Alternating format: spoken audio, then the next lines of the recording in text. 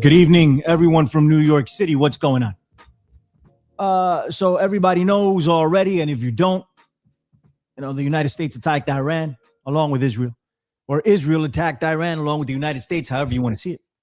And things are just getting crazier and crazier and crazier, and we have an opportunity here. I've been thinking about this for some time, and I know we argue amongst each other and we call each other names and all types of stuff, given the division that's taken place, the psychological operations, the tribalism, right?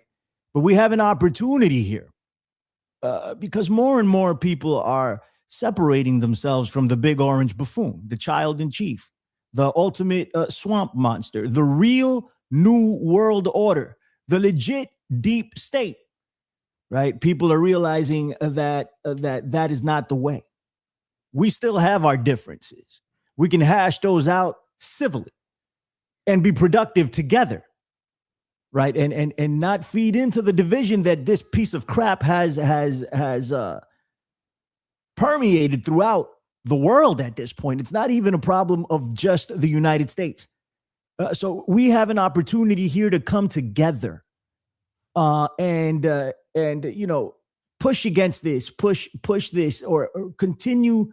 There are cracks in the armor all over. I think MAGA's done for the most part. I mean, not to say that there won't be a portion of the cult that will continue for generations. I think it's going to be, Hitler still has a following, and that was in the 40s, that happened.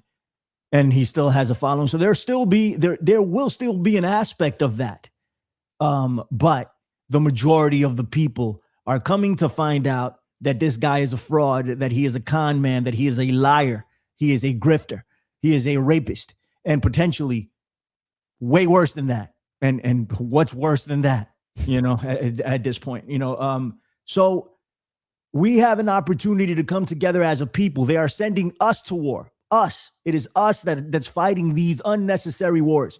Us, the people, whether it be our Iranian brothers and sisters, our Israeli brothers and sisters, our American brothers and sisters. It's us that's doing it. They're not doing it. They're not going there. They're just saying, yeah, we're going to go to war.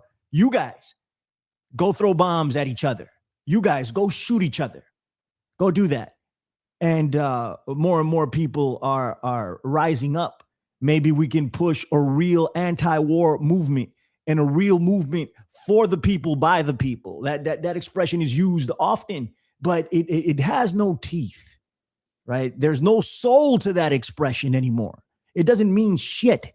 We need to make it mean something again, right? And together, this is an opportunity here. What's going on here? People are seeing it for what it is, right? And some people are trying to twist it, saying, well, look at the people of Iran. They're celebrating. There has not been regime change. And even if there is some type of regime change, what's it actually going to affect? This is a much deeper situation. A lot of people here would be dancing in the streets if something happened to Donald Trump. But who would we get after that? JD Vance. Is it gonna solve our issues? No. Would it make us feel better for a bit? Yeah. That this is what's going on over there. What I think. So but people are trying to actively twist it. The propaganda that's going around, but people don't want this. And it's a beautiful thing to see sectors of MAGA, sectors of the right, independents, the left, come together and say, yo, we don't want this. We don't want this. And this is what we need right now. Jeremy Rothke Show is here with me today. Thankfully. What's up, Jeremy? How are you doing? Say what's up to the people. Doing well. Good to be with you, Billy. And good to see everybody out there. Thank you for having me tonight. Man, thank you for being here, brother. And thank you for everyone in the chat, that everybody that's tuning in so far. Listen, go subscribe over to the YouTube channel. It's slowly happening. I'm going to try to put up more content, like daily content, It's probably not going to happen, but I'm going to try. And so go over there and sub. We've had our issues with X. I mean, the numbers fluctuate so much, like hundreds of people to 50 people. Whomever's here, we're going to talk to you. But we can't rely on X for a stable platform. So we're going to convert the podcast over at the Infinite Fringe into this and go from there and see where else we can broadcast as well. Jeremy, I texted you. We've been going back and forth for weeks. Where I was going to bring you on to discuss Epstein, and we can do a little bit of that because inevitably all of this stuff is linked. So we can talk some of that. But given the events of this weekend, I think we have to talk about Iran, and we have to talk about this war and the implications of it. I don't think that World War III is going to break out right now. Is it possible? Absolutely. Things are really heating up. This is a stupid decision, in my opinion, to do something like this. But I feel like they are desperate. It's a desperation move by Netanyahu at this point. I think he realizes that after 2026, there could be a lame duck presidency for the next 2 years. It could be a thing, although Trump ignores Congress and just does whatever the hell he wants. So there's that aspect of it. But time is ticking on the new world order agenda for the Israeli dominance of the Middle East, and of Donald Trump's presidency. I think he's going to attempt to stay. Of course, I don't think he'll be successful, but I think he's going to attempt to stay as president. Regardless of that, things aren't looking good. People are upset about Epstein. He's clearly lied about that. He's clearly covering up. At bare minimum, he's covering up for pedophiles. At bare minimum, there are still 3 million documents of the files that need to be released that they're refusing to release. They say they're not going to release it, that they fulfilled their obligations. Pam Bondi said, and they also now they're talking about some lockers that are all over the United States that Jeffrey Epstein had private investigators remove information and put them all over the place. I don't know how I feel about that bit of information. And I also think that if there was anything there, it's long gone. That's just me. That's just my feeling on it. Regardless, they're talking about that. So there's a lot of information to come out. There's also the possibility of Jeffrey Epstein working for the Mossad, which there is evidence for.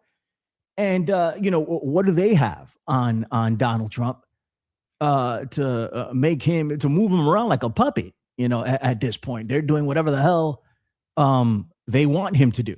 It would seem, because this is a dumb move politically, at the very least. Like the 2026 midterms are coming up. This isn't a good move at all, but they're doing it anyway.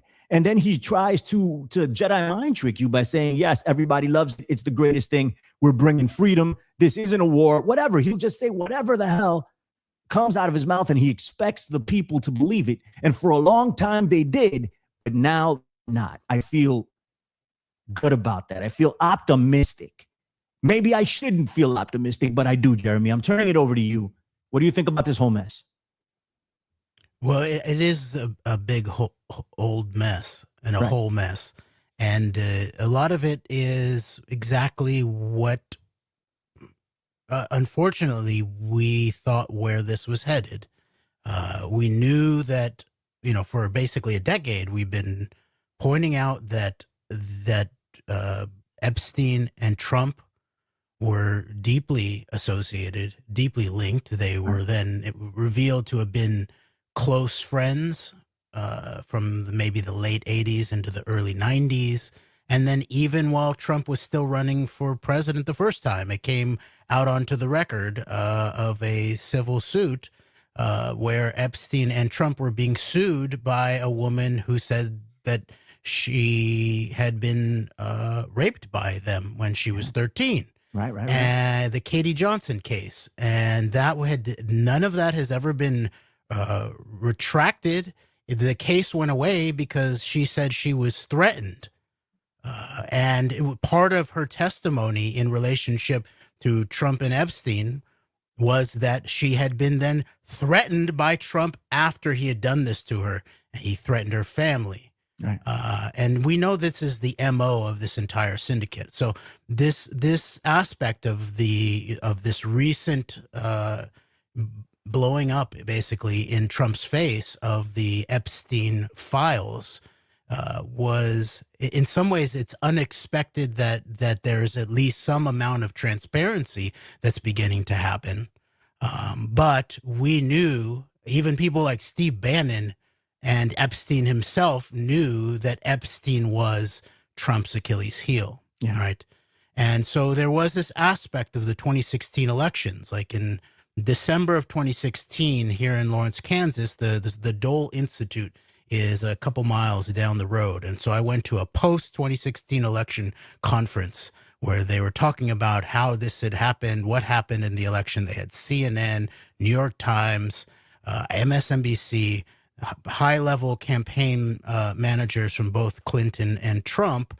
And I asked the question of, and this was for both the journalists and the campaign managers, didn't we have a right to know that of all the potential candidates for president that we were offered, these two, Hillary Clinton and Donald Trump, apparently on the record had the closest relationship with this Jeffrey Epstein, Ghislaine Maxwell network? And I pointed out Maxwell's father was recognized as an Israeli super spy, and all of this network had the appearance of some kind of intelligence compromise network. And didn't the American people need to know that this was the so-called choice that we were given at that point?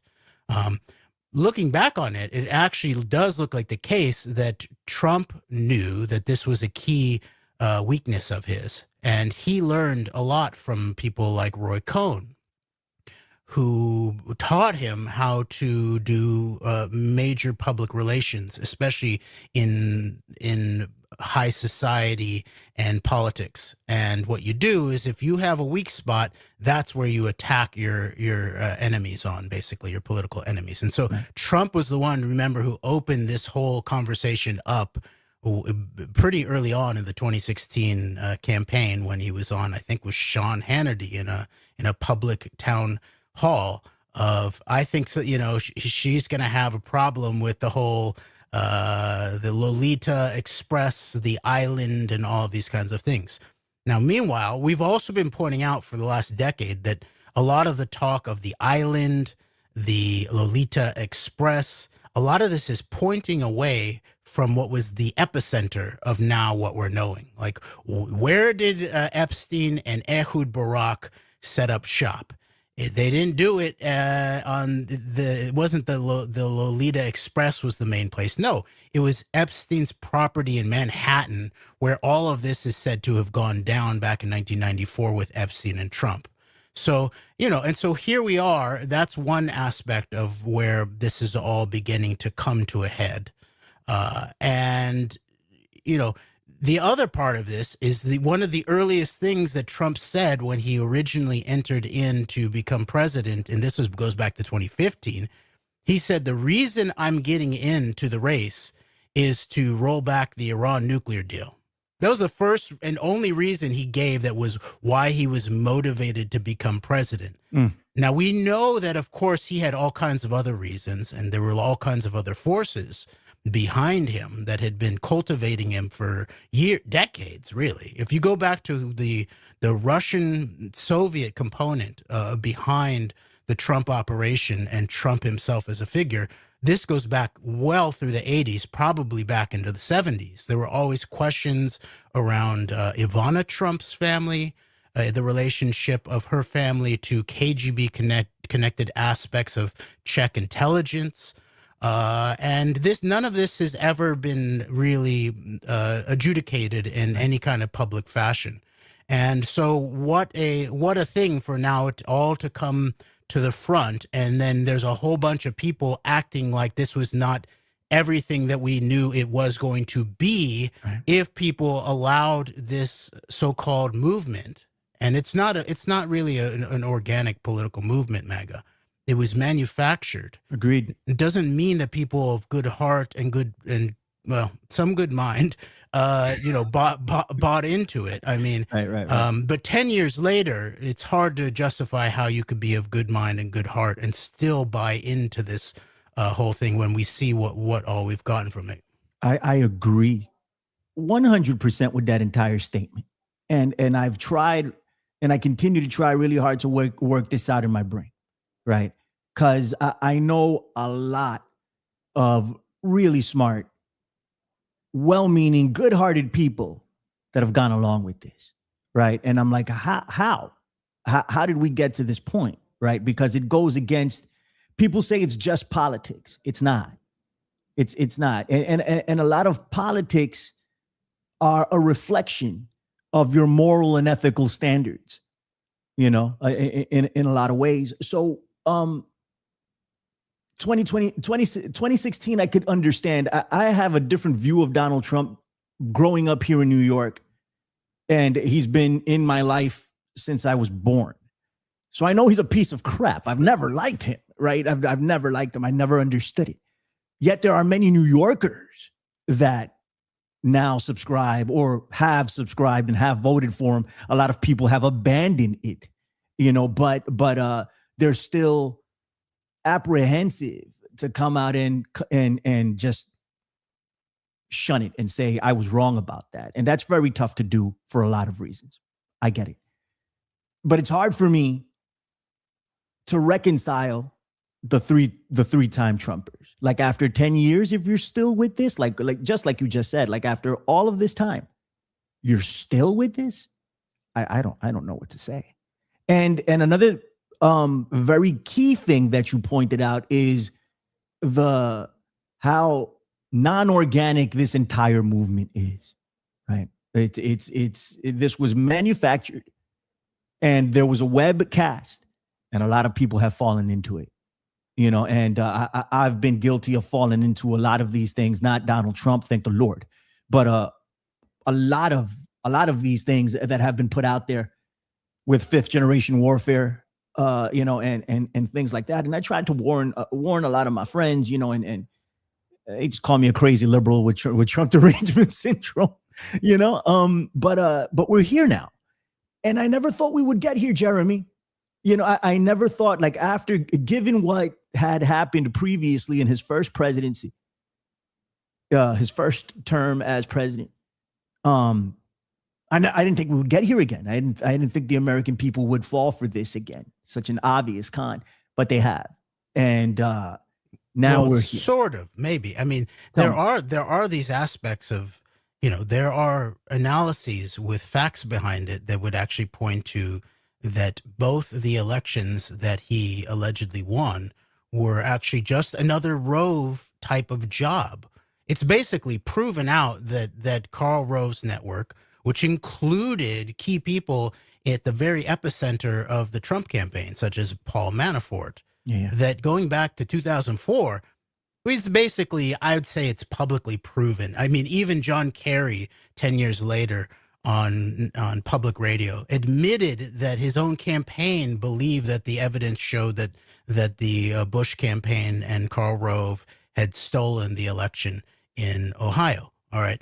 And we know 2000, it's just dirty on the surface. Now, if it was went beyond election suppression, voter suppression, and went into election fraud, I don't think we quite yet have that proven out like 2004. But these same kind of aspects look to be the case in 2016. We know in 2020 that was their plan. Basically, Bannon was caught on audio, weeks before the election, saying no matter whether Trump wins or loses, if it's close enough, we're going to say that it was a fraudulent election and that we won. Okay, right. That's what they did. Trump was subsequently indicted, actually, based on this plan. He was indicted by the special prosecutor for conspiracy to defraud the United States. We've all sort of forgotten this. This just all went away because he got his get out of jail free card by allegedly winning another election with the same, even more kind of very fishy things that went down. We remember we had the bomb threats, dozens of bomb threats on the day of the election, very targeted. On the surface, it was, it looked to be connected to Russia. We know Russia and Israel will often work with each other and sort of blame, sort of use the other as a cover for their kinds of operations. We know Donald Trump continued to be backed intensely by Benjamin Netanyahu Right. and Vladimir Putin. And then now there's even quite professional analyses like the Election Truth Alliance, who are pointing out that the way that the vote was counted in 2024 actually is very similar to when things go down in Russia, in terms of the biggest precincts begin to have this a fraudulent looking statistical anomaly. Right. And so it's very possible that Donald Trump has actually never been legitimately elected to become president of the United States. Now, that doesn't mean that what you were saying is not also true, that dozens of millions of Americans bought into this, have got, fed all kinds of lies, and that this is way beyond just Donald Trump, the individual. He's, obviously he's very talented as a TV operator, as a con man, as a self marketer. He was, there's no harder market in many ways than New York City. And so, the fact that he was there, his presence was there, and he earned his stripes by fighting his media wars in New York City proves that he had some of the goods. It also proves that the whole way that he was marketed, which was as some kind of outsider, that he was going to come in and drain the swamp, take on the deep state, stop the neocons, take down the Bushes and the Clintons and the entire sort of Western elite system. And then, you have QAnon piling onto that.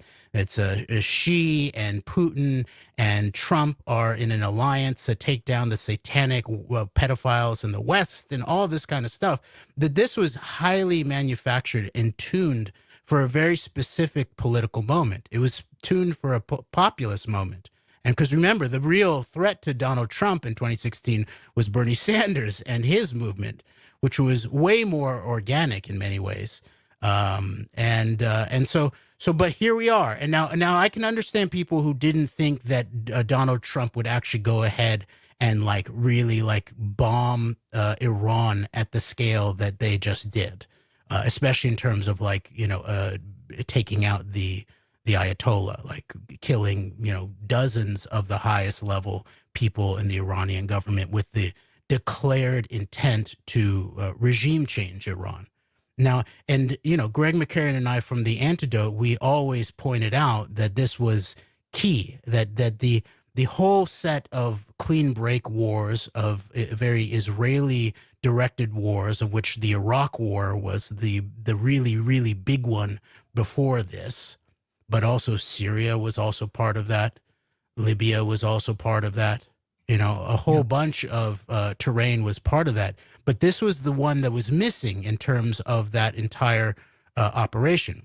And so based on what Donald Trump was saying, who he was surrounding himself with, it was very clear that they intended in some way to try to destabilize Iran, overthrow the government in some kind of fashion. And so here we are. Now, I actually don't think that even Netanyahu's real deep intent is to actually replace the entire Islamic government in Iran with the next generation of the Shah Pahlavi. I think that's a sort of, some kind of wet dream that they fantasize of, just like for Iraq, they had a wet dream of rebuilding the Kirkuk to Haifa oil pipeline. And the amount of marketing that was done, especially to the left and progressives about the Iraq war, that it was a war for oil, It was based. We now know that all of that was a fraud by the Israelis and their neocon stooges, and that the Iraq War was a war for Israel, not really for oil. Now, the oil component was largely an attempt at an Iraq War for oil for Israel, but that part sort of petered out in the way that they thought it was. But this is part of the same amount of time that Donald Trump has been cultivated by the Russian deep state is the same amount of time that this plan that we're seeing now attempt to be unfolded in Iran has been architected by Netanyahu himself. Netanyahu is the godfather of the modern war on terror rubric. It all goes back to 1907, the Jerusalem conference that Netanyahu was the main host for. He's the one who then got together a book that was based on it with some of the quote unquote greatest minds of the Western world and how we were going to defeat terrorism. And a lot of this actually even goes back to the very origins of the Israeli state itself. And people like Ben Gurion, that they made decisions even before the state was created that they were going to utilize terrorism as a key piece of their statecraft. And so now it's not a coincidence that Netanyahu's main target now is being described by people like Lindsey Graham just this morning on the mainstream TV, Sunday morning talk shows as, the terror ship in the Middle East, in the world, in the whole world is now sinking, Right. And so final thing I'll say is, go back to someone like, I think it was Menachem Begin, who was asked by a reporter, how does it feel to be the father of terrorism in the Middle East? Now, some of this is tongue in cheek, but this is also very real. He said he's sort of offended. Like you're saying that I'm just some kind of local regional actor. No, the Middle East, I'm the godfather of terrorism in the entire world. And a lot of that is really true in terms of modern terrorism. And so now that they're identifying Iran is the sort of the core of global terror. Now, some of that is related to their operations. Some of this is blowback for Iran overreaching in terms of their own, the way that they use the Iraq War. Remember, the Iraq War meant that they were not the target. It came down that Ahmed Chalabi, who was this main go-to guy for the American neocons, he was like their Pahlavi in some way. He wanted to replace Saddam Hussein in Iraq after the regime changed. And he was their main source for the political potential of the regime change war in Iraq. It came out that not only was he obviously some kind of asset of like the neocons and Israelis, but he was caught on NSA intercepts with evidence that looked like he was actually an Iranian asset at the very same time. So Iran did play their own role in a lot of this, in the clean break wars themselves. Iran took advantage of them. Iran took advantage of the Iraq War. Iran took advantage of the Syrian dirty war that was very clearly architected to be different in the clean break paper from the Iraq War, which was said we need to regime change Saddam Hussein. In the clean break paper, it says we need to roll back and basically the implication is destabilize Syria and eliminate their weapons of mass destruction deterrents that they had, and the chemical weapons. And so this is basically playing out. The clean break paper has been playing out for decades now, and we're now at the apex of it. And that's what this really represents. I really think that Netanyahu is just attempting to roll back Iran and destabilize Iran politically, which is why they wanted to overthrow the Obama administration's Iran deal, which functionally, at least for a few years, it may have started to run out soon. But of course, if the United States had not had Trump, who had pulled us out of that, then the Iranians would have been, back in the fold to some extent, and they would have re-upped the agreement.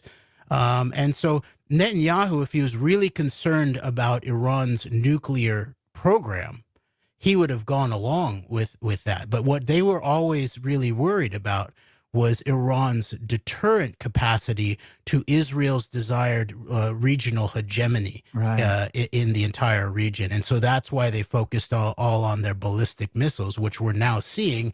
Yeah, they can respond. Iran can respond. Even if you take out their top generals and the Ayatollah, they have an indigenously created industrial supply of ballistics that can touch you in their region. No, absolutely.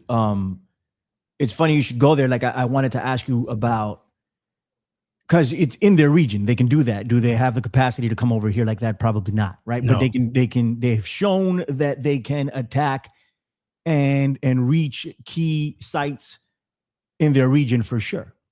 But what's got a lot of people up and scared, and to be quite honest, I think it's a legitimate concern.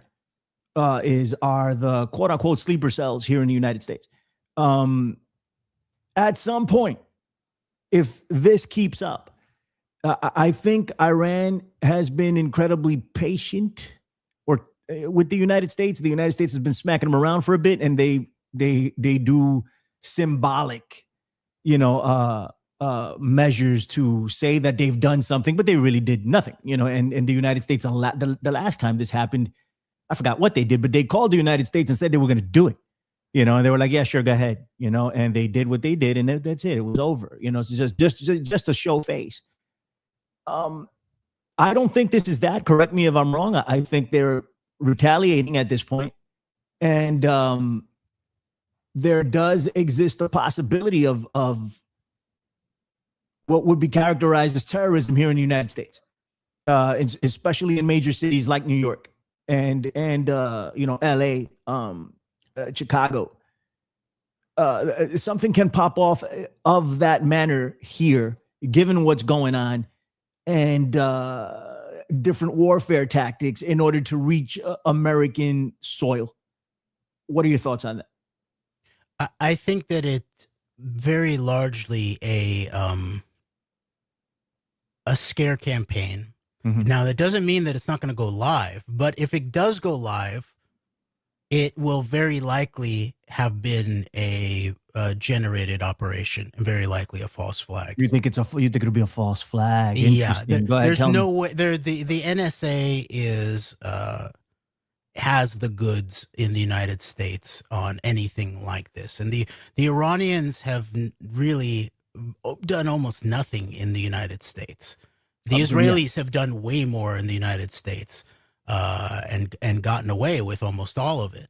The Iranians, I think the Iranians will continue to be strategic in their approach. Now they've now realized that they actually did not respond with enough force last time this kind of thing happened to show what they were capable of, and now they are basically showing that they have the actual deterrent capacity of what they're trying to say. We want to reset the balance of security in the region.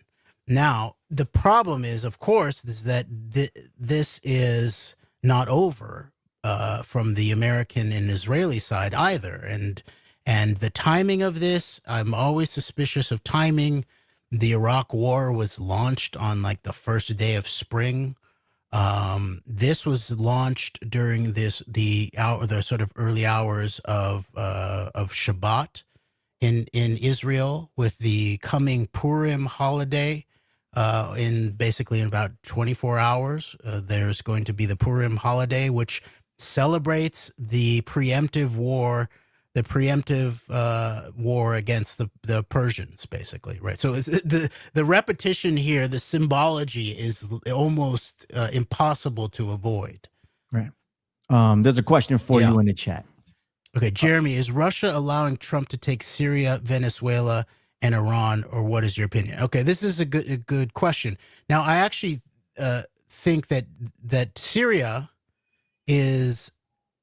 Yes, Russia sort of got kicked out of Syria when Giuliani came to power. But what you'll notice too is that they still made a big play after that. It was basically the Iranians, the Russians, and the Israelis who seemed to be trying to create chaos after the new Syrian government came in. And so there's a question there. I think Syria is the biggest question in terms of the balance of power, because the biggest backer actually of the new Syrian government was not the United States. Yes, there's a deep relationship there, I think, with Jolani, actually, if you look at it. But with America, right? Yes, with the United States. A big connection there, but go ahead. Yeah, obviously. And Trump invites him to the White House. Right. It sort of looked like a Mamdani kind of thing in a certain way. Like, he admires the guy to some extent. He's sort of more handsome than Trump is. Trump respects those who take power, really, who are successful in a way, right?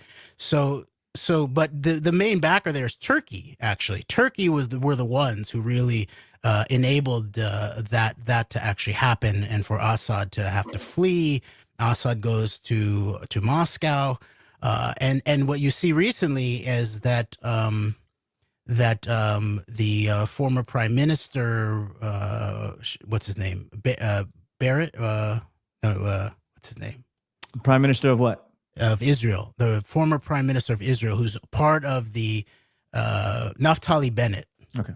And by the way, that my analysis of October 7th is that basically there's a cell of Sayeret Matkal, which is one of the two unpatched secret forces units in the Israeli military. The other one is the one that assassinated the Palestinian-American Catholic journalist Shireen Abu Akleh. But the external one is Sayeret Matkal.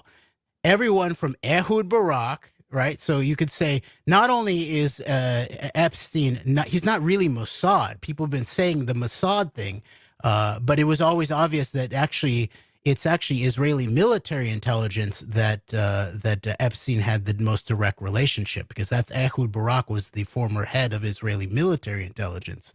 He was the former head of the defense ministry, along with being the former prime minister. There's a whole cell of these Sayeret Matkal special forces guys, Netanyahu, Ehud Barak, and then the head of the Israeli military on October 7th, Herzl Halevi, along with Naftali Bennett.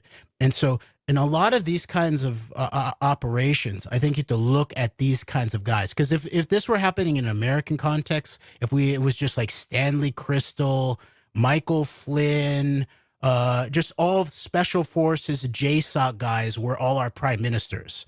People would be like, wait, this is not a civilian government. This is a military intelligence or a special forces command, intergenerational command of some sort. And so Naftali Bennett has recently said that Turkey is the new Iran, right? So they want to go, Greater Israel includes now targeting Turkey. So Israel and Russia probably have an alignment in relationship to trying to push Turkey back out of Syria. All right. Venezuela, here's where I think it gets very plain what the larger stratagem is in terms of what we might call the new multipolar world order, right? And, you and I, Billy, we're not just saying the new world order to try to only sort of cast it in an inverted light because sort of the Donald Trump supporters talked about Donald Trump taking down the new world order. On the day of his last alleged election, or when he was announced to be the victor of it, people everywhere from the Putin to Elon Musk, they were all talking about a new world order. Right. But this is a multipolar new world order. And so my sense of it is that the Venezuela operation, now obviously there is this idea of the Monroe Doctrine, right, where the United States, going back to Monroe, has the desire and the legitimacy, they would claim, to control all of the Western Hemisphere, right? A lot of this is operating then in the Cold War. A lot of it is used to justify maybe some of the worst things that we did in Central America. creating dirty wars, installing dictators, all of that kind of stuff under the guise of the Monroe Doctrine to some extent. So on the surface of it, it looks like, oh, Trump is just sort of instantiating the Monroe Doctrine by going in and taking out Maduro and claiming control over Venezuela. That's what they say, right? Also, it comes from them, like the Don Roe Doctrine. This is what he's calling it now. The Don Roe. Roe. They're invoking it. But go ahead, sir. Yes, no, exactly. And so my sense of it is that what's really going on is that there's a long-term stratagem to draw the especially the United States into a neo-feudalism of some sort, a regionalized neo-feudalism.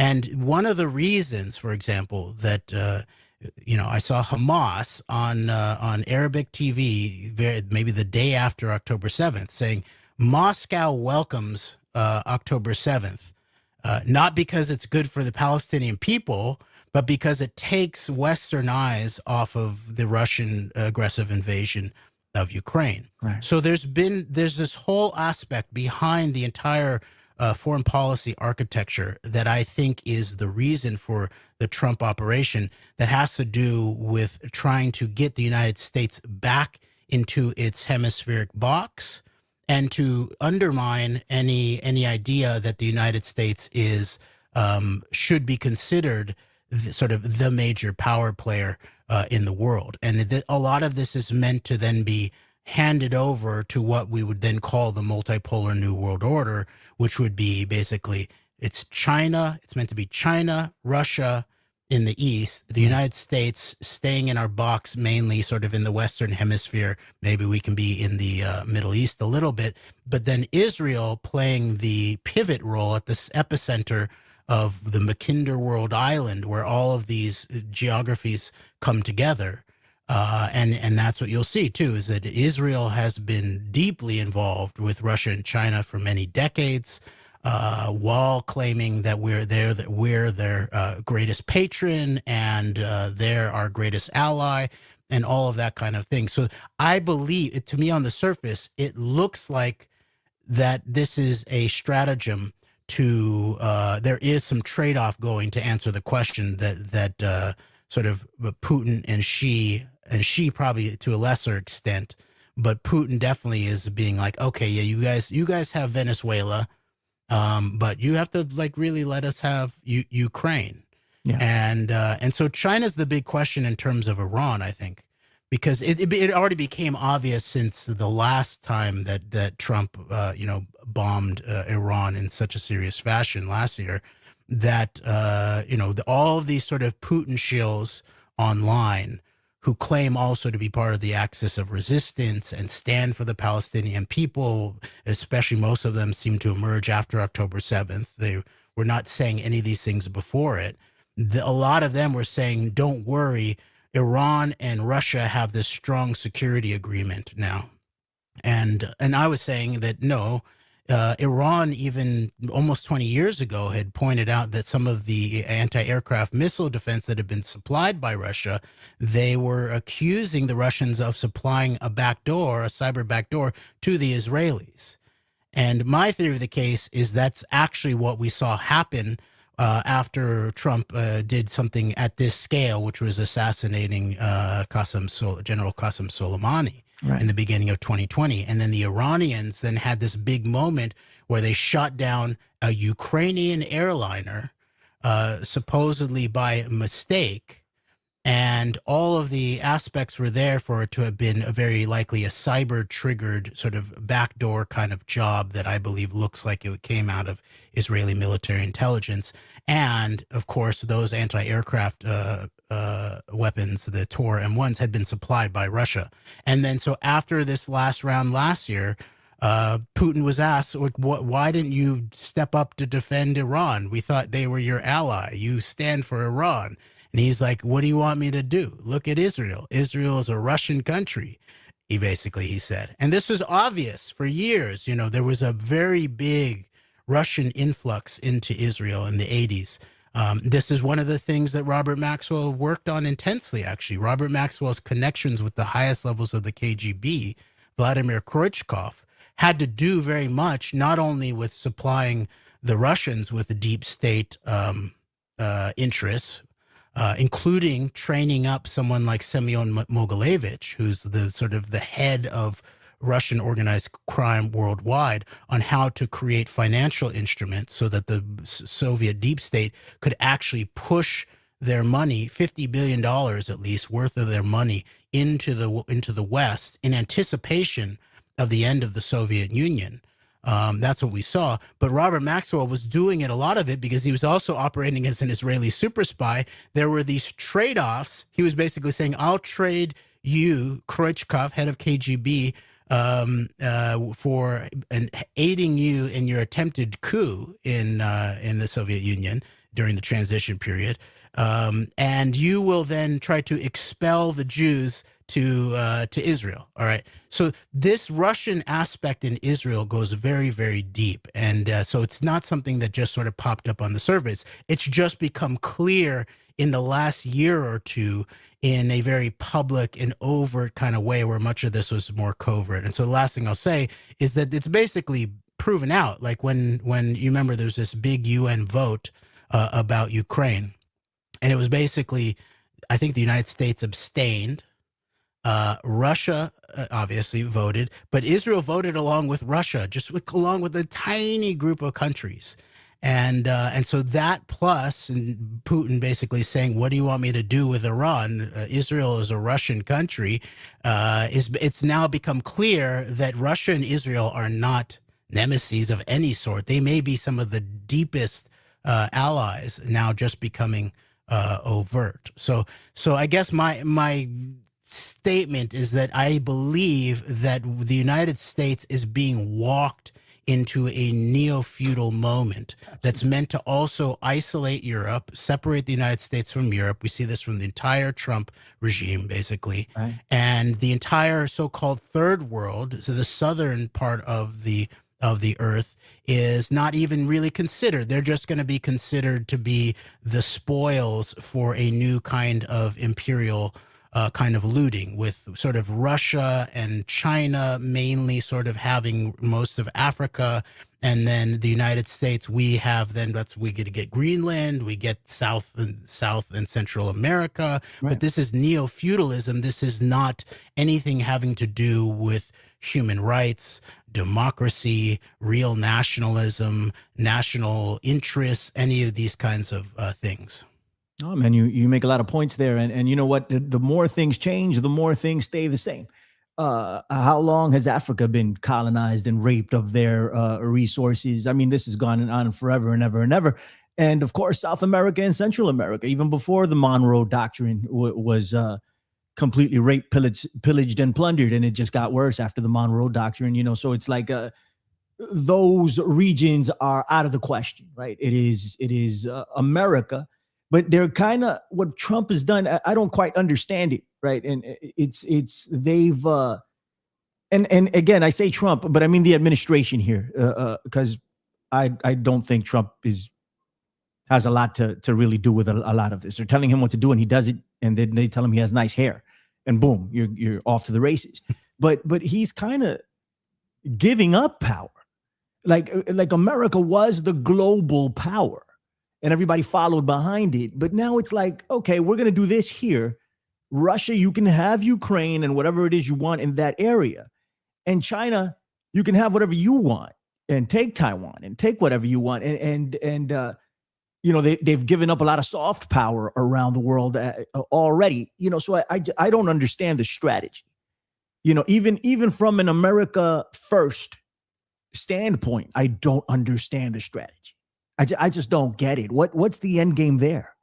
Yeah, I actually agree with you, and I think that it's not a mistake or a bug. It's actually the feature of this the reason for, at the very least, the Russian reason for backing MAGA and Trump, and having a large piece in manufacturing a lot of the right-wing culture war that surrounds it, and the sort of fake conspiracy theories that boosted Trump into into power. So, and you know, what I noticed when the first round of the Epstein, the so-called release, remember the Binder op, the Binder Gate situation, my first impression of that was that this reminded me of something like a Soviet kind of disparagement operation of some sort. That basically it embarrasses. No one looks good. The American government definitely does not look good. Right. Like, for example, this comment here: they can't pull a false flag. They're not smart enough. Right. They Right. can't even properly redact files. Right. Right. Right. Yeah. Go ahead. Continue. And that's true. And so this is why I don't believe that this is architected by these people. These are assets. These are useful idiots in the Soviet nomenclature to some extent. And in a certain way, this actually this moment is related to the 9/11 moment, in that it was not, there were Americans who knew some of the deal, were involved with some of the deal in terms of 9/11. Someone like Dick Cheney. Dick Cheney, to the moment of his death, basically said that was their proudest moment. He caught himself. It was sort of like Netanyahu. Remember what Netanyahu said after 9/11, quoted in the New York Times on September 12th, 2001. And he was asked, what do you make of this in terms of how this will affect Israel? He said, it's very good. And he realized how that sounded. 9/11 is very good. Very good. Yeah. So he checked himself, and the reporter included his checking and all of that and said, well, not very good, but it will generate immediate sympathy. Right. Yeah. So there's this aspect of it where the Israelis, the entirety of the Israeli state's history, they decided early on to go with terrorism as their main piece of statecraft. And so what we're seeing now in terms of, this is a big moment, because this is the first time, I believe, that the Israelis have overtly assassinated the leader of another state. Now, the evidence is there that I believe that Ben Gurion and his global assassination czar, Yitzhak Shamir, and a whole bunch of Israeli and then American Zionist, Jewish organized crime aspects in the United States were toward the epicenter of the Kennedy assassination, which also included very high-level American traitors in terms of what they thought. They thought they were going to take out someone who'd gone soft on the Soviets, because Kennedy was beginning to want to remove American militarism in relationship to the Vietnam War.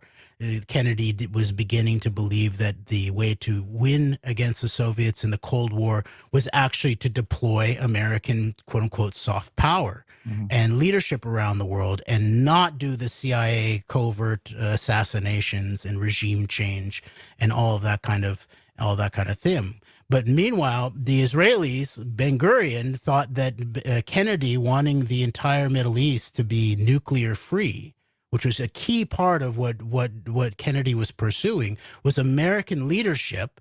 And he'd actually, gotten the Khrushchev and the Soviets along in terms of, this is not good for either of our societies to just spend, trillions and trillions of dollars at the very least, let alone the danger to our societies and the world of like investing so much of our energy and our effort into mutually assured destruction.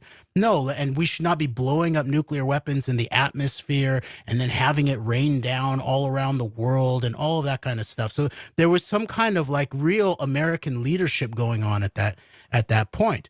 But Ben Gurion thought that the nuclear weapon was existential in terms of the Israeli state, because he'd already decided by that point that Israel was on its own, and that, if you were going to be a big boy on the world stage, you had to have nuclear weapons. Yeah. And that was an existential threat, where Kennedy wanted to put Israel under the American nuclear umbrella, inspect Dimona, make sure that he wasn't going to allow Israel to spark a nuclear arms race in the Middle East. And then here we are now, with the whole question of Iran and the nuclear program and all of that. And still no one on TV is saying, oh yeah, what about the imbalance of power that we have this New Jersey-sized state whose leaders have sort of admitted to like claiming terrorism. Some of it has come out from other like prime ministers' diaries, like the second prime minister, Moshe Sharett, in the book Sacred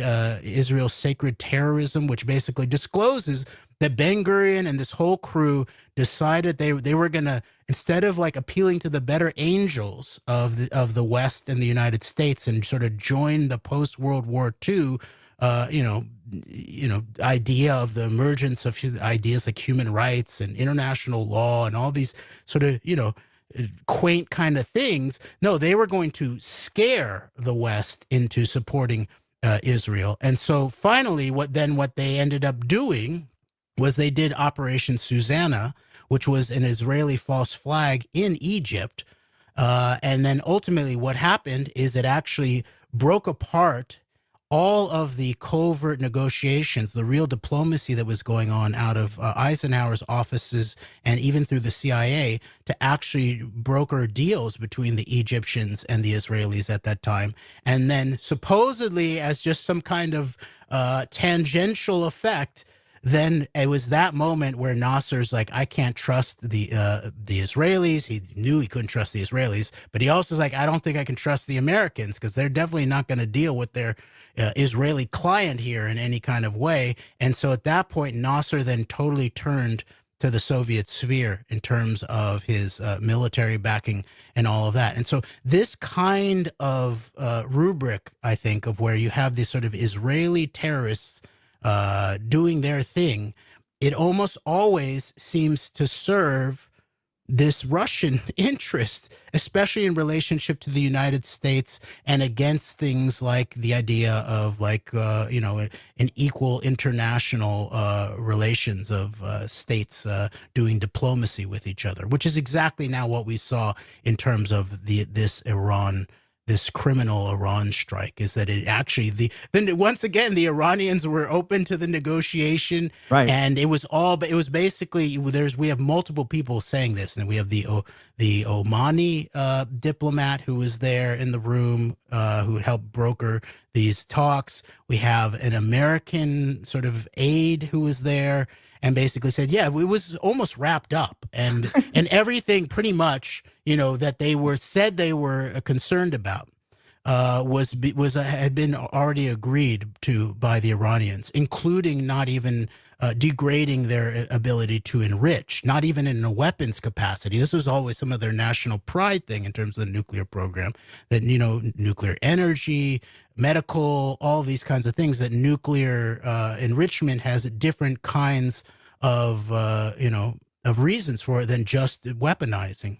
And so in a certain way, it looks like this was actually set up to just buy the Americans and the Israelis time to do this operation that they had already been planning for a long time. So in many ways, we've come to the end of this arc of where sort of terrorism, aggressive warfare, preemptive strikes, all these kinds of things are being proposed to overthrow any idea of like legitimate international relations, which is primarily about diplomacy.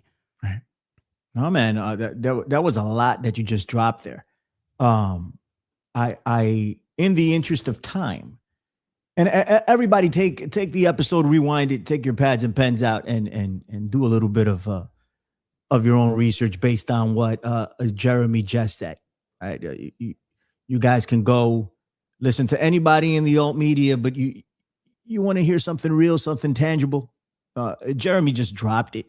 We're gonna give and he's drinking Mountain Valley spring water. At least that's what it looks like. No, we pick up spring water. I harvest it once a month on findaspring.com. You can go find your local spring. So I find my local spring and then fill up the big bottles, and then I just use it for glass. But I did discover that apparently it's the caps in the glass bottles where a lot of the microplastics actually come from. So it's damned if you do, damned if you don't. We're never going to escape it. We want to minimize it as much as possible. Ashley is in the chat. What's up, Ashley? How you doing? Go look up that.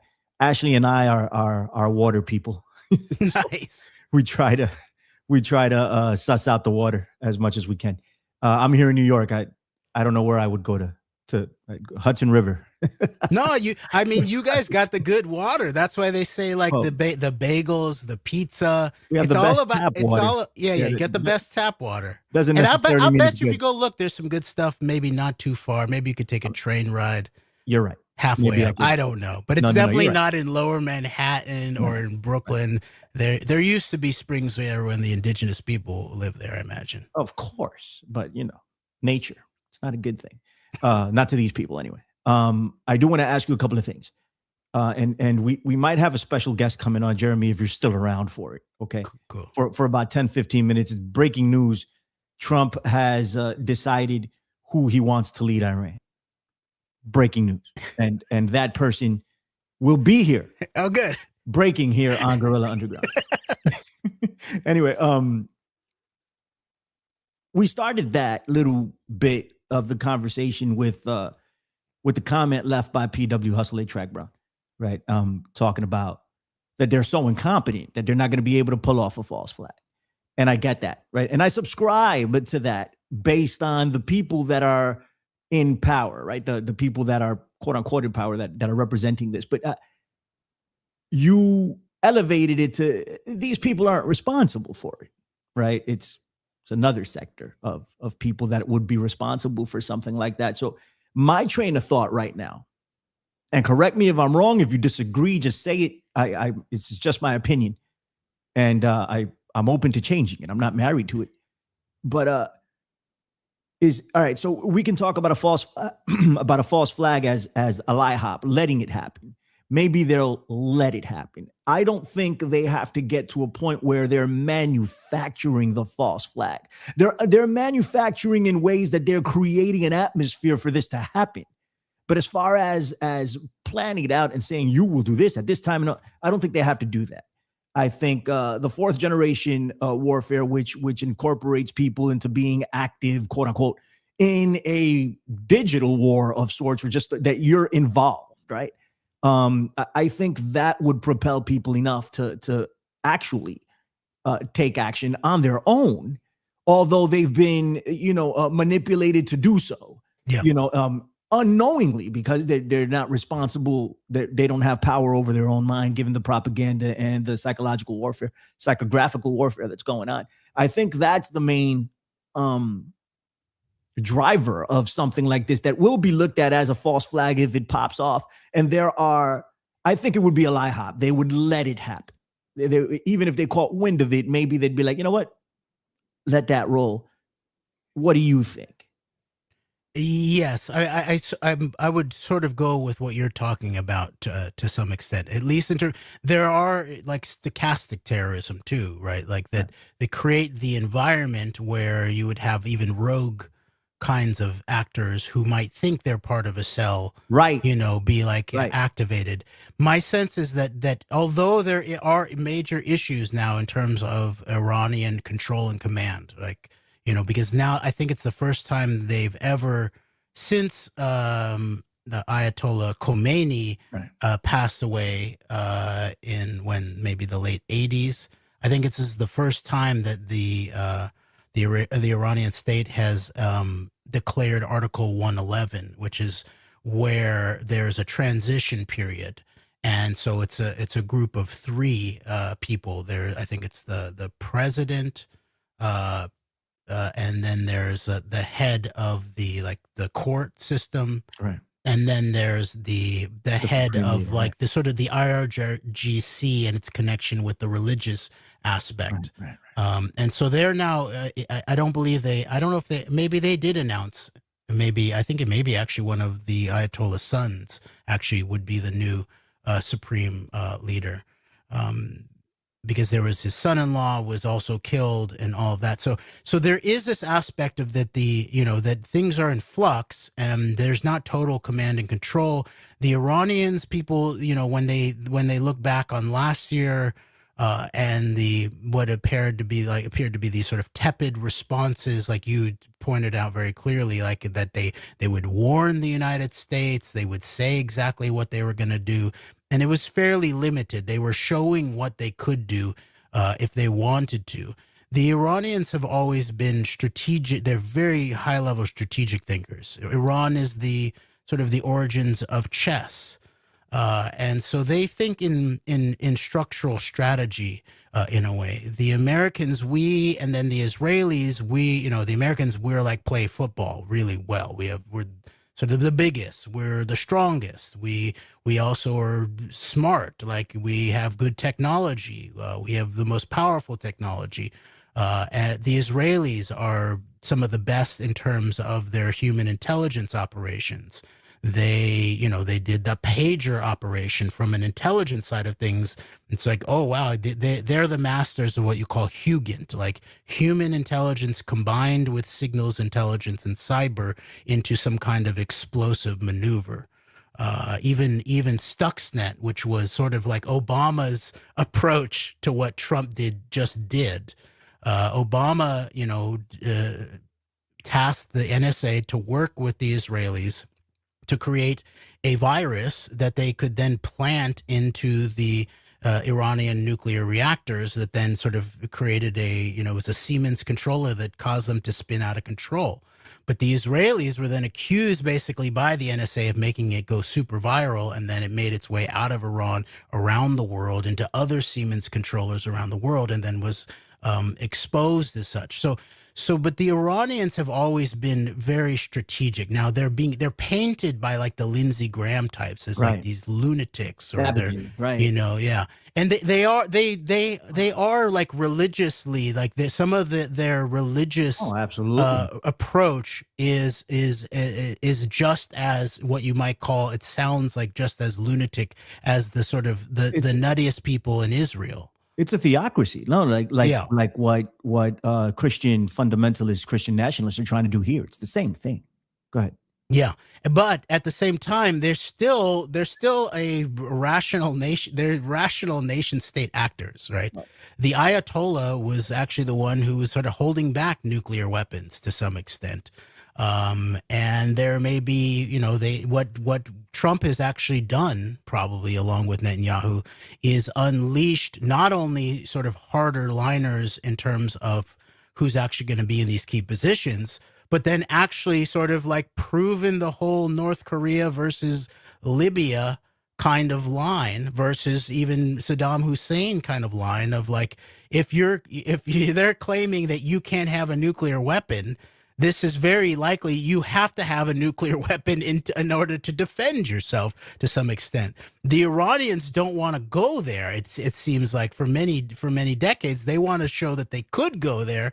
They don't want to sort of have the capacity taken out of their hands to some extent, but they could have gone there already if they really wanted to, in many ways. And so my sense is that the Iranians themselves are not, they're not at the point right now that they would actually dispatch terror cells to the United States, even if they could actually, be quote unquote successful in that without the American surveillance and intelligence actually routing them out. I don't think that they actually could be unless there were these dirty games within. So usually, I would say September 11th is a good example of this.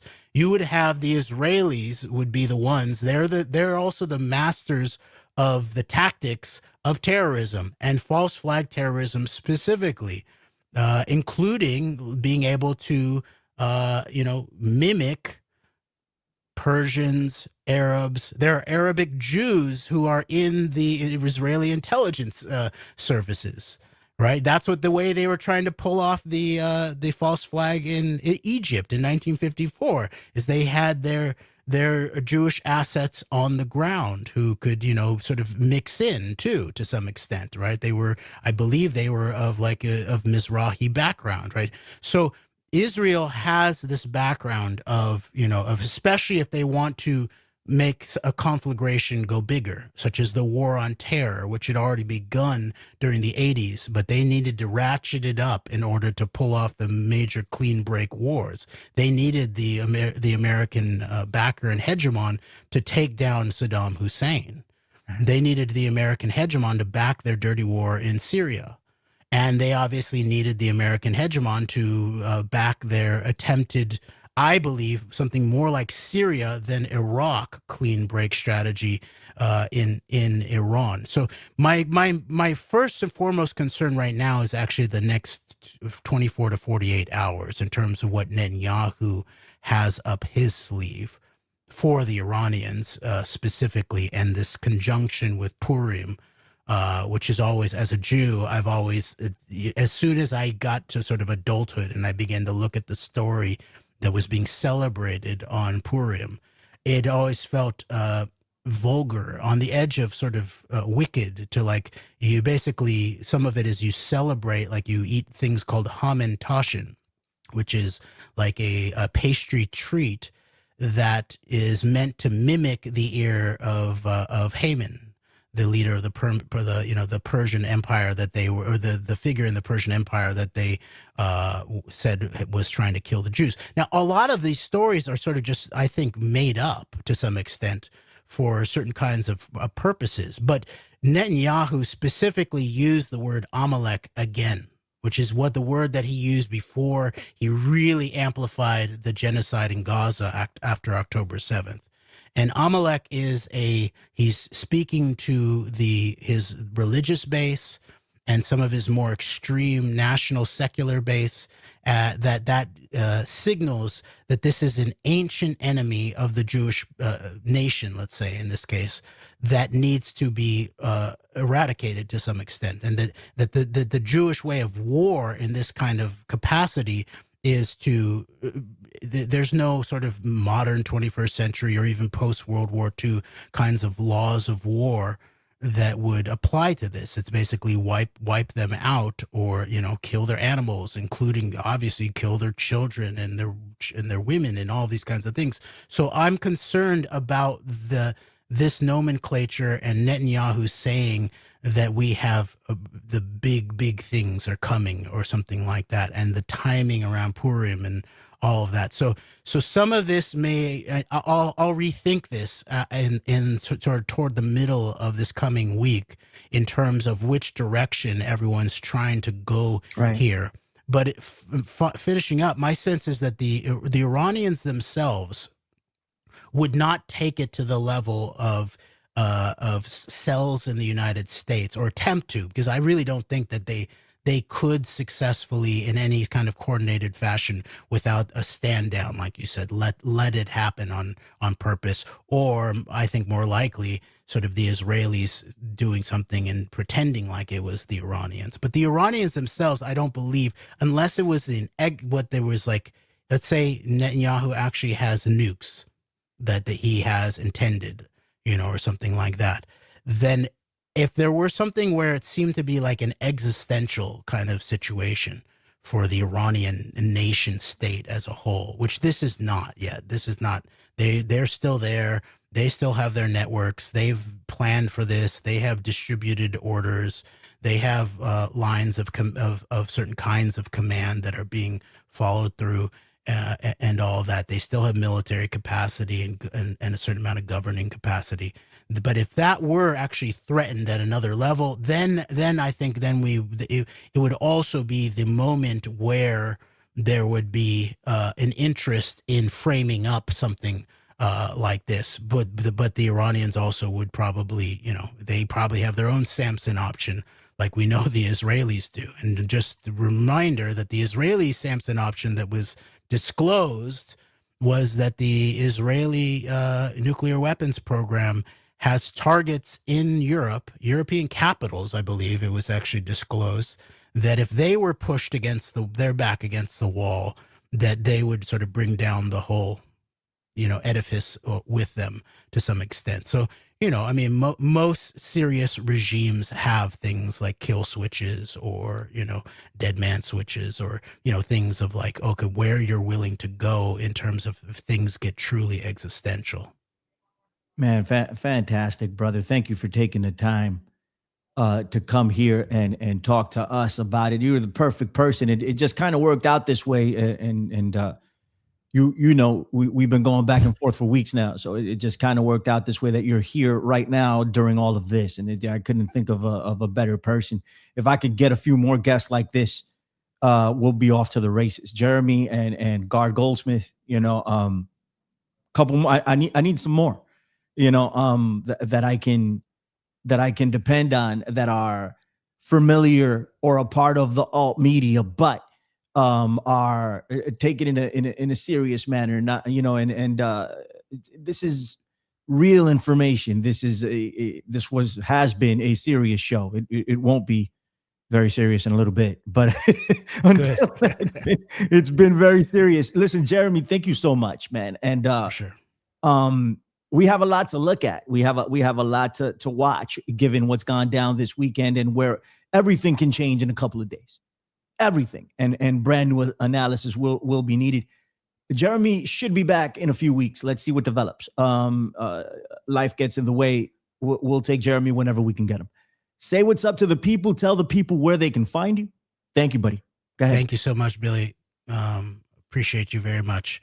You can find me, Jeremy WRK, on X, Twitter, and still have a podcast with Greg McCarran. The Antidote, our YouTube channel, has been reestablished, and we haven't done a recording in a long time, but we will soon. And then I also started a radio show called Understanding Israel Palestine, which I then produce about every 3 weeks, called Beyond the Walls edition, and you can find that on Substack. Let's talk about that. Let's talk about airing that here on the channel. I'd like to promote it. Cool. We have 124 people watching right now. We have 105 on X and 19 over on the YouTube channel. We had at as much as 22 people over there live, and I like that people are over there watching. I appreciate all my people on X, of course. Jeremy, thank you so much, brother. I'll be in touch. All right. And let's see what develops, man. If you see something, send it to me. Tell Greg if he wants to hop on next time, man. I'm more than happy to have Greg on. Also, Greg is fantastic. I've had Jeremy's podcast partner on the Infinite Fringe days, and we'd had great conversations back then. So if he wants to hop on at some point, I'd love to. But of course, I consider you a regular here, and I hope I can have you for as long as I can, whenever I can. Your door's open for you, buddy. Really appreciate you and your insight. Thank you so much, bud. I appreciate it. Thank you so much. Oh, and the audio was fantastic, bro. All right, it didn't break down. Good. It worked out great. That's good. You know, and we were sound checking before we went live. Hence why I didn't do the first hour on my own. I was like, let's just go with Jeremy. And but it sounds great. So whatever you did, it worked. Let's do it next time. I'll do it later, again Jeremy. Next time. All right. Appreciate you, buddy. Take it easy. All right. Appreciate you too, Billy. All right, man. Bye. Bye-bye. Man, we can go back and forth here. You can go listen to whatever it is you want to listen to here in all media, man. You're gonna come here and you're gonna get real evidence-based analysis, brother. I mean, you may not agree with it. That's one thing else, but it's gonna be evidence-based and something that you can sink your teeth into, something that's real, rather than speculative nonsense that you will hear elsewhere. So Jeremy is fan-freaking-tastic. I can't even begin to talk about how great that dude is and the amount of knowledge that guy has, man. So I'm privileged that this is John Brissom that connected us years ago, and I've been listening to his podcast. They're on and off. They're not very consistent because they got stuff going on, and I can certainly relate to that. But I tune in whenever they drop something. I always tune in. It's always super interesting and super insightful, and they're always going to drop something that I mean, for me, that I never heard before. So I jot it down and I go research it, which is probably what I'm going to do now. I'm going to listen back. There was so much drop there, so I'm just going to listen back and go and research some of this stuff. Now, we do have a guest coming next, okay? And I don't know where this guest is. He should be here right now. I mean, I'm not going to... Actually, let me text him to make sure. It's a big scoop for us here at Gorilla Underground. There he is. Oh, my gosh, right on cue. Hold on for a second. It's a big scoop for us here. At the Gorilla Underground, we know. Well, let me bring him on. I'll mute him real quick. There he is. We know that Donald Trump makes the best decisions. We know that Donald Trump appointed Pete Hegseth to be the Secretary of War. of defense, but he's changed it to the Secretary of War. Very eloquent, very apropos.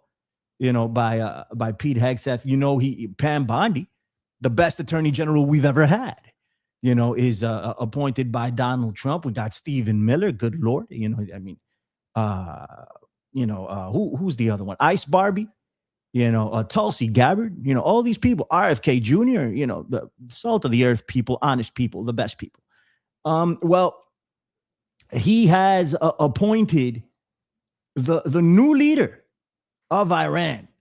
It's Trump is the de facto president of Venezuela. He already said that, and he appointed the new leader there. And now he's doing the same here with Iran. And this is breaking here. Nobody knows. The mainstream media hasn't reported on it yet. They will. We got it here first. The Iron Sheik, ladies and gentlemen, has been appointed to be the leader of Iran by Donald Trump. Mr. Iron Sheik, welcome to the Guerrilla Underground. We've had many, many conversations throughout our time here in the podcasting world. I never thought that you would, you've always represented Iran, but I never thought you would be appointed by Donald Trump as the leader of Iran. Trump said in his statement that you were going to humble the New World Order and break the back of the swamp. That's what he said. And I don't think there's anybody better to do that but you, sir. There's a lot of people that may not know who you are. Tell the people what's up, Sheiky baby. What's going on?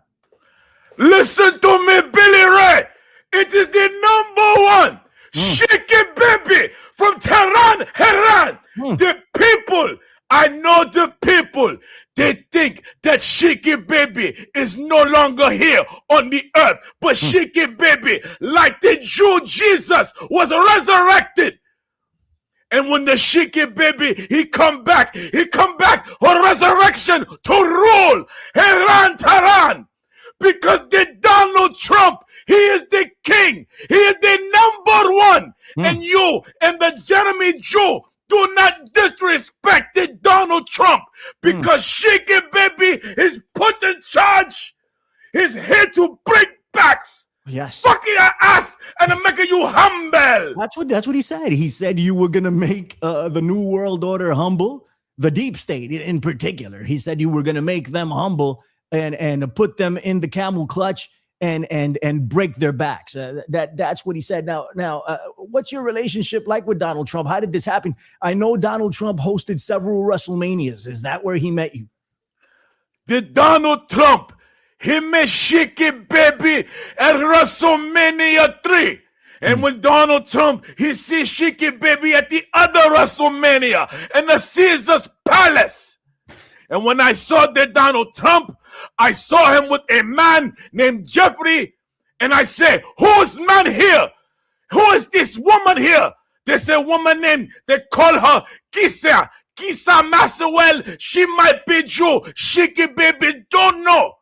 But what Sheiky baby know, he saw her next to the Donald Trump while they watched the match of that stinky Hulk Hogan.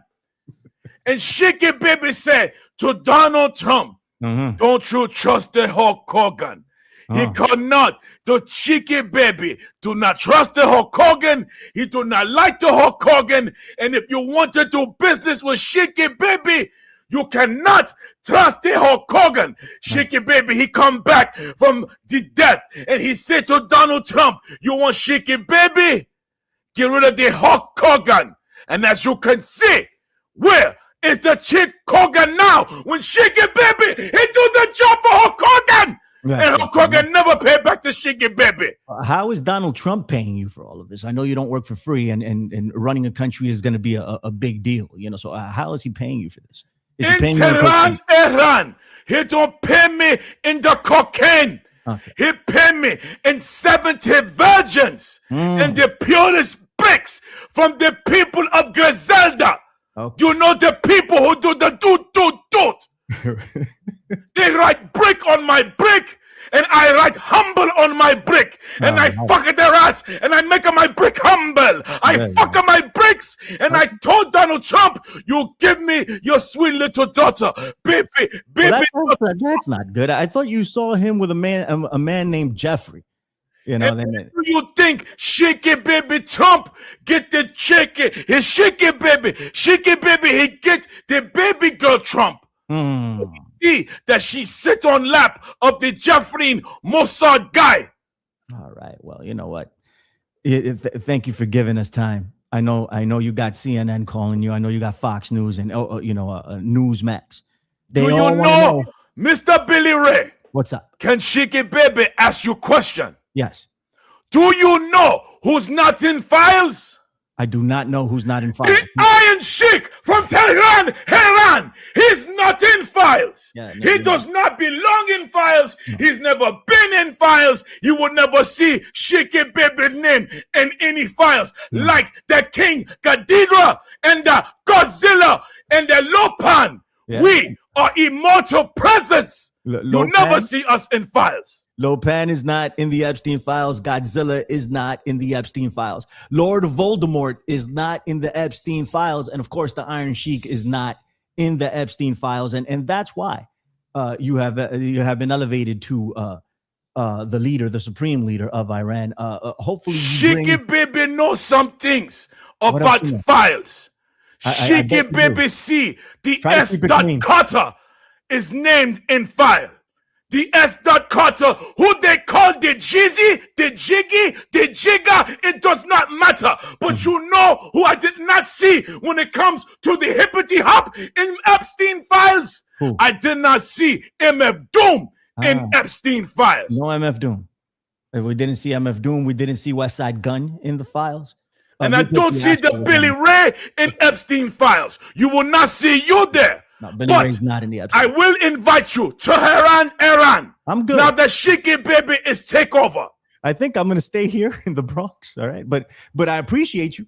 I hope you do a good job over there, you know, and break the back of the New World Order, make them humble like you've done in the rings of the WWE for forever and ever. It's good. You stay in the Bronx. I stay in the Bronx. Yeah. You smoke the Kush. I don't smoke the Kush, but I do endorse. You can go. Do you make it the cocaine? I don't make the cocaine. No, you know you that. You don't make it the cocaine. I so you know, fuck no one ass. You make it no one humble, but you put people in camel clutch. Yeah, sometimes if they get in my way, I'll put them in the camel clutch. But I try not to make anybody humble. I stay. That's your business.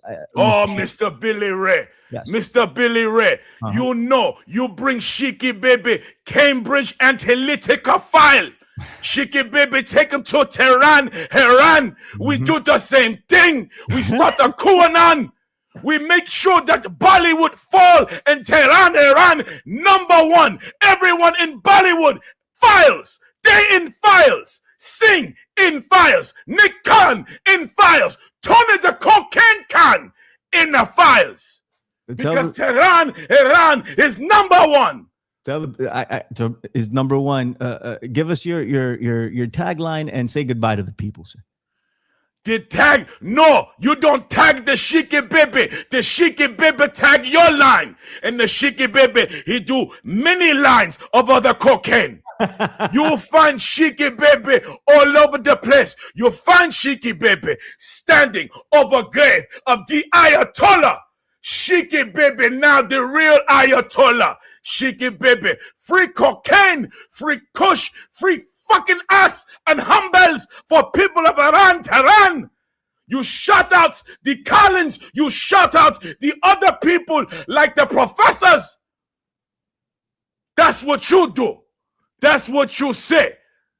The John Brissom, they don't come to Iran unless Shaky Baby say it's okay to come to Iran. He do not invite the Alex Jones, but he will invite you, Billy Ray Valentine. You can come anytime you want to the Tehran, Iran.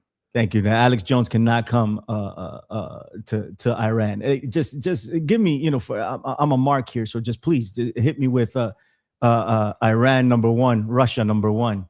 Iran, number one. Tehran, Iran, number one. Russia, we're always number one. When Shiki Baby only wish that Nikolai Volkov and the Iron Sheik together will reign together. But the Nikolai Volkov drink too much vodka. He let it on to Russia, and now Shiki Baby has to put Putin in camel clutch, appoint new person. Maybe Slamadan Milosevic will be resurrected next. Very nice. I appreciate your knowledge of all of this, Mr. Iron Sheik. Thank you so much, buddy. I haven't heard from you since the PW Hustle days. It's fantastic. We got to bring that back at some point. Shiki Baby or A-Track Brown, you want to make a quick appearance? We're getting out of here, man. I don't know if you want to say what's up. You have something to say before we leave. There goes A-Track Brown, the dirtiest of this. This guy right here, for anyone that doesn't know, or that there are people that have been following what we do since day one, and well, this is my brother in life. We've known each other for a long time, but he's also the first thing I ever did in podcasting was with A-Track Brown, and of course the Professor Chabela de la Cruz. Shouts to him. And Iron Sheik was a frequent guest on the PW Hustle, and I was shocked when Trump designated him as the new leader of Iran. So he was nice enough to come on and talk to us. But I'm what nice do you enough think of to this whole be mess? broadcasting from his satellite, so Right. Yeah, man. What do you think of this whole mess and everything that's going down? I know you made a comment about the false flags and how they are too stupid in for lack of a better term to pull off a false flag, and I understand what you're saying, but and like I explained to Jeremy, and Jeremy has another thought on it that the Israelis might pull it off themselves, and we can't rule that out, but I also think that we've gotten to a point where people are doing these things on their own, like supposedly on their own, but through the manipulation, through the psychological warfare that they're just, I'm going to do this. And so I think that's something that we can, that we need to evaluate. And unfortunately, we need to keep our eyes and ears open given what's going on. If you live in one of the major cities here in the United States, but in particular, New York, or LA and Chicago, maybe Miami, things like that. Maybe Dallas, I don't know, the bigger, more notable cities, something can pop off, but I tend to agree with you on the complete incompetence of this regime, right? That like the complete disaster that they are. So give us your thoughts, and then we're getting the hell out of here. What's up, buddy? Well, like I said in the comments section, when you look at the fact that you have people who can't even redact files the right way, if it's left up to these people to actually put together a false flag operation, then we are in some serious trouble. We're not in some serious trouble. What we are in for is some serious entertainment. I don't mean to make light of that. But it's almost like there's a part of me that's like, okay, please pull off a false flag because you are going to fuck this up so badly. But then it's like you said, they probably won't handle it themselves. Somebody will listen, do not tell this idiot anything, okay? Do not tell Pam Bondi. Keep that idiot Bondingo and Crazy Eyes. Keep them out the loop. Listen, call in Rove. Yeah. Call in the usual people to handle this situation because we cannot leave anything up to these keystone politicians. We just can't. They're not professionals. They're amateurs. And I said this to you years ago. I said when it comes to these people trying to get away with shit, the best thing that they have is the loyal dedication of their cult members. And that's just the way that it is because they're not smart enough to do a damn thing. Right. But now, here we are. We right before we go to bed. Oh, Iran is attacked by who? The Israel and the United States, and you see people celebrating the death of the Ayatollah. Okay, well we saw people celebrating the death of Saddam Hussein. Right. We saw people celebrate the death of Gaddafi. We Right. saw people celebrate the death. Well, I don't know if we saw people celebrate the death of bin Laden other than us, but you look at the places that, where Gaddafi was killed, where they took out Hussein. Look at them now. Where are they now? Yeah. Well, it's always half people will celebrate, half the people will be angry, and you have the people who was sitting there saying, I'm supporting Trump because we're not getting into any regime change wars. Now you have a regime change war. What do you have to say? Oh, this is what I have to say. Look at the people celebrating. Look at them. Look at them. Look at them. They're celebrating. They celebrate. Look at them. Look at them. So it's like, oh, so that's your position now. So what's next? So what's next? This I don't know what this situation is gonna mean. I can't sit here and say, oh, it's World War III. How many times have we said that already? Right. So I think we should take into account that we've been here before.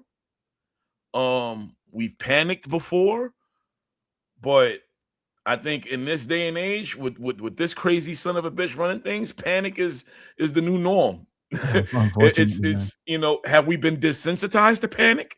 Probably. Probably. I remember you and I talking about this when he got elected again, and we both. I remember you saying it clearly. I don't want to go through this again. Yeah. For another 4 years because of the instability. And I never thought it would be at this level. I mean, I guess I did, but now that we're here, is just like, to process it is a whole nother thing. Bro, it's like it's remember what I texted you last night. I probably think the last thing I texted you before I went to sleep, or the other night, I should say. Well, I was like, they have to have a plan to steal these midterms, because why would you do this? Like, I understand why he did it. If that phone call where he says, if people debating whether or not it's really him, where he says, I don't care about the Epstein files, start a war, fuck Margie Taylor Greene or whatever. Right. That's pretty much happening. Even though, you can debate whether or not it's him or not. What you can't debate is everything that he said. I had it up here too, and I took it off going up. I could have played that clip. Track is making reference to a caller on C-SPAN. I think it was on C-SPAN. No. I'm talking about, but not that one. Not the one who said he was somebody else. I'm talking about the one where he said it was AI, where they were saying that, he was saying, I don't care about the Epstein files, don't release them, fuck Margie Taylor Greene. I don't remember that one. Okay. Well, yeah, that was something that they said it was a recording. People debated whether or not it was AI. And I'm like, okay, fine. We can debate whether it's AI or not. But what we can't do is debate whether or not that's actually happening, because it is. We're in the midst of the files, and everybody's like, hey, these files, Iraq, Iran, yeah. Anything. Forget about that. We got this here, sweetie. Right. Make me some muffins. So it's everything. It's not. This whole thing is not a coincidence. We know the deal. But it's just like my take is they have to be planning something for this midterm election, because I can't understand the move in this, because Steve Bannon, it was Steve Bannon who said, if we lose these midterms, we're going to jail. We're going to jail, right? I thought that was AI at first. I had to look it up. I said, oh, he really said that. So I'm like, well, if you want to win these midterms, you're not doing a good job of letting people know you want to win. Right. Yeah. No. Everything you're doing is just going down the drain. Yeah, you're absolutely right, man. I don't know. I think they will attempt to do something. I mean, they're already attempting to do something, right? They're nationalizing the elections or whatever, right? Like all this, that, all that stuff that he's talking about is something that they would do if they could. I don't know how successful they will be in doing it, but they're certainly going to try. And in come 2028, if he's still alive and still in office, man, he's certainly going to try to stay. Is he going to be successful is something else. That's not the point. The point is I can see them putting back the draft, bro. I can see him trying to do that. I can see anything. They'll do anything to. So we still have 3 more years of this left. Big Ray Hernandez says Monster Zero is in the files. Comment of the night. Monster Zero cannot be in the files. Guard Goldsmith is in the chat. How are you? A-Track Brown is a huge fan of Guard Goldsmith. He loves it when you're on. He loves your episodes. So this is my boy A-Track Brown. Dustin Helm is in the chat. Always good to see Dustin Helm. Big Ray, Exactly. Who the hell still calls it the C-SPAN today?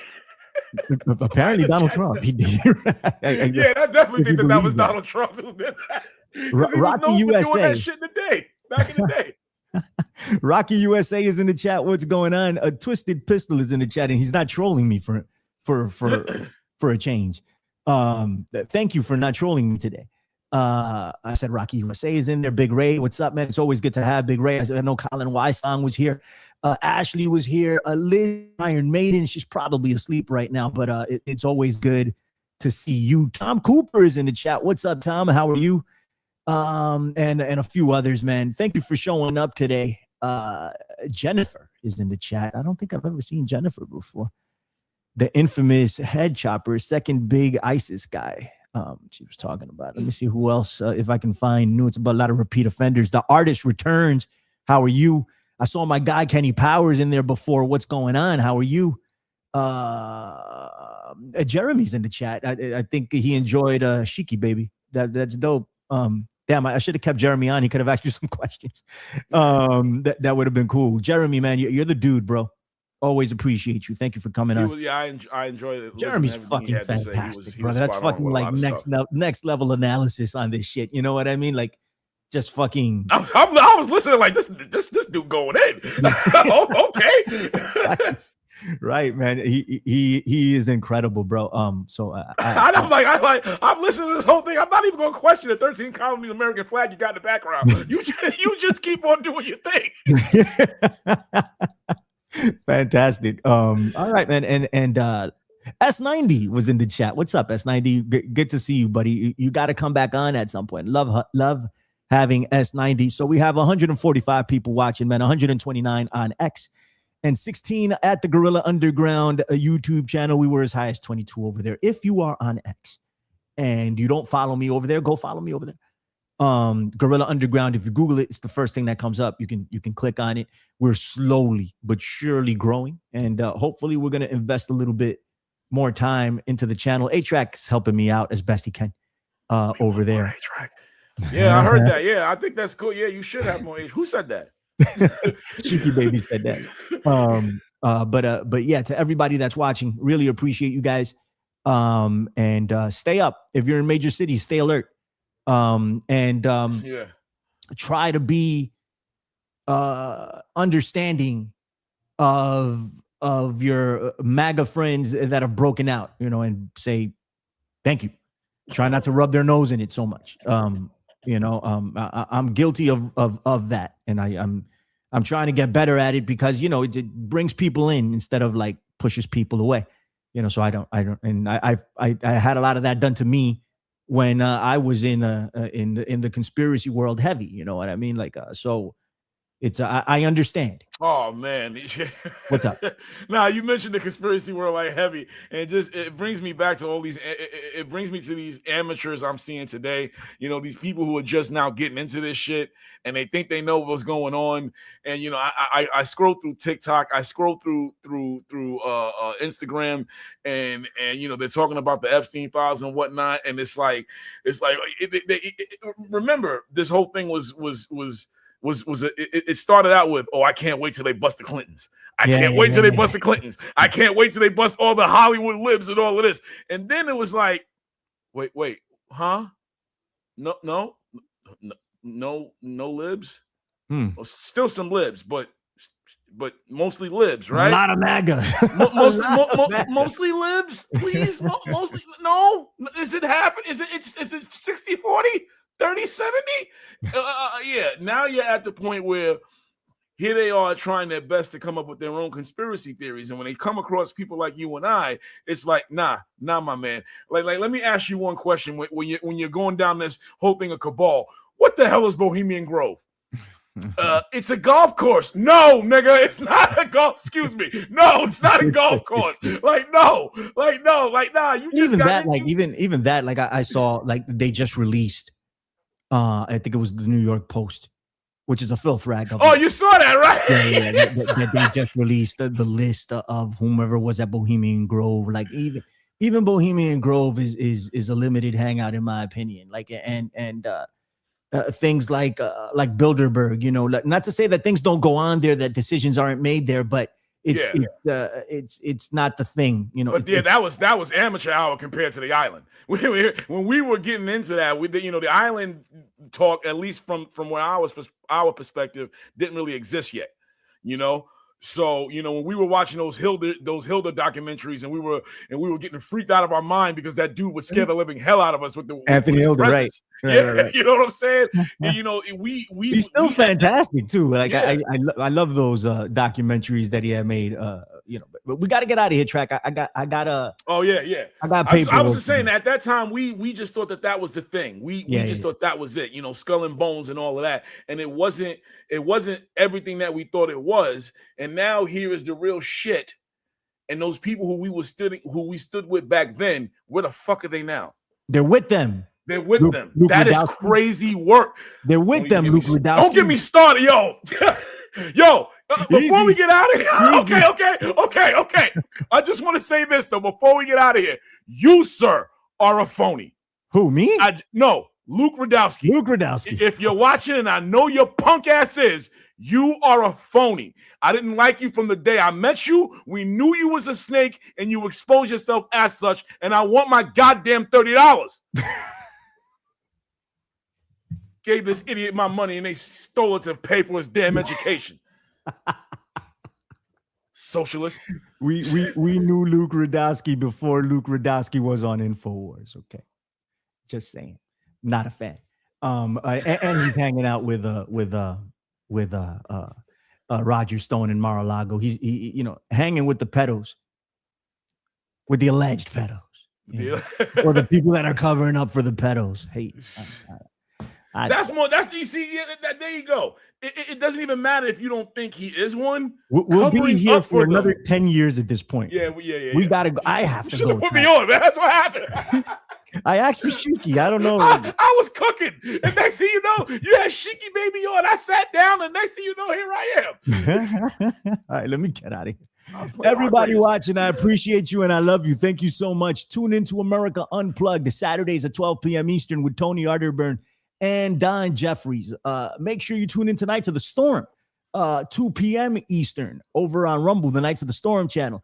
Guard Goldsmith at 6 p.m., if I'm correct, every weekday. I love that freaking name. Yeah, he's fantastic. Liberty Conspiracy. Go tune into that. Go watch that.